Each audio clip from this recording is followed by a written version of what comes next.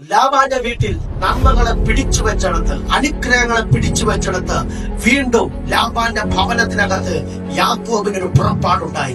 സഹോദര, നഷ്ടപ്പെട്ടു പോയ ഒരുപാട് നന്മകളുടെ ചരിത്രം നിനക്ക് പറയാനുണ്ടാവും. പല പ്രാവശ്യം നിന്റെ ചതിയിലൂടെ ഹാലലിയ നിന്റെ നന്മകളെ ഒതുക്കി വെച്ചതായിരിക്കാം, നന്മകളെ പിടിച്ചു വെച്ചതായിരിക്കാം.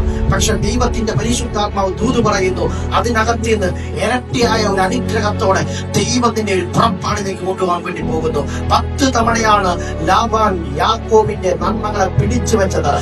അവൻ ഉയരത്തിൽ നിന്നും അവൻ ഇനി പുറത്തു വരത്തില്ലെന്ന് ലോകം വിധി എഴുതിയെടുത്ത് ദൈവത്തിന്റെ പരിശുദ്ധാത്മാവ് പിന്തുടർന്ന ലാബാനോട് സ്വപ്നത്തിൽ ഇടപെട്ടെന്ന് പറഞ്ഞു, നീ അവന് ഗുണമെങ്കിലും ദോഷമെങ്കിലും ചെയ്യരുത്.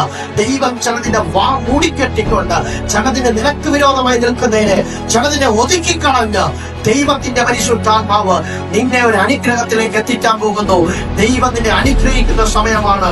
God bless you.